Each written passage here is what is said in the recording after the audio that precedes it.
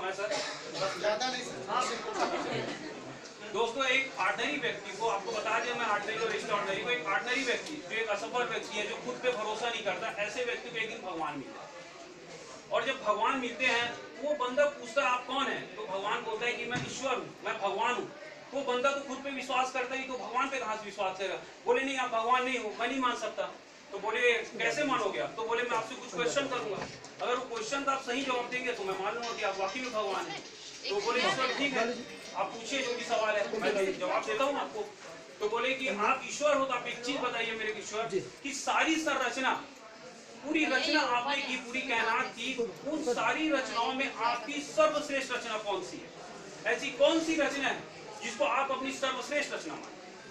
तो वो ईश्वर बोले कि जितनी भी रचना है मेरी, चाहे आप चींटी से लेके, हाथी से लेके, जीव जंतु से लेके, वो सारी कायनात में जितनी भी रचना है, उसमें श्रेष्ठ रचना इंसान। तो वो अपनी असफल था, वो अपनी ओर देखने लगता है कि मैं इंसान भगवान का श्रेष्ठ रचना हूं, मैं तो बिल्कुल असफल आदमी हूँ। तो बोले प्रभु मैं भी आपका श्रेष्ठ रचना हूँ। तो बोले हाँ तुम भी मेरी श्रेष्ठ रचना हो। तो व्यक्ति बोलता है कि हे ईश्वर, 2 वक्त की रोटी की जुगाड़ के लिए मैं दिन भर इधर उधर भटक रहा हूँ, दिन भर मेहनत कर रहा हूँ, 2 वक्त की रोटी तब मेरे को नसीब हो रही है, अपने लिए आशियाना नहीं बना पा रहा हूँ। आप बोलते हैं कि मैं इंसान आपकी श्रेष्ठ रचना है, कैसी आपकी ये श्रेष्ठ रचना हुई। तो इंसान को भगवान बोलते हैं, बहुत अच्छा बोलते हैं भगवान, ये जो रिक्शा चलाने वाला है, वो इसलिए रिक्शा नहीं चला रहा है कि उसकी तकदीर में मैंने रिक्शा चलाना लिख दी है, वो इसलिए रिक्शा चला रहा है क्योंकि वो मान चुका है कि मैं रिक्शा चलाने के सिवा कुछ नहीं कर सकता।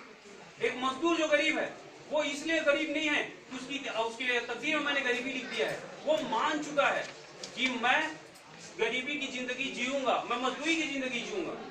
मायने ये नहीं रखता आप क्या बोलते हैं, क्या सुनते हैं, मायने ये रखता है आप क्या मानते हैं। आप जो मानोगे आप वही रहोगे। रही बात 2 वक्त की रोटी की जुगाड़ और वो आशियाना की, तो एक चिड़िया से लेके, एक चींटी से लेके हाथी भी अपना 2 वक्त की रोटी जुगाड़ कर लेता है। तू भी अगर 2 वक्त की रोटी जुगाड़ कर रहा है, तू बहुत बड़ा काम नहीं कर रहा है। रही बात आशियाने की, तो सांप भी अपने लिए बिल बनाता है और चिड़िया भी अपने लिए आशियाना बना लेता है। तू अगर अपने लिए आशियाना नहीं बना पा रहा, इसका कारण है कि तू मान नहीं रहा कि तू श्रेष्ठ।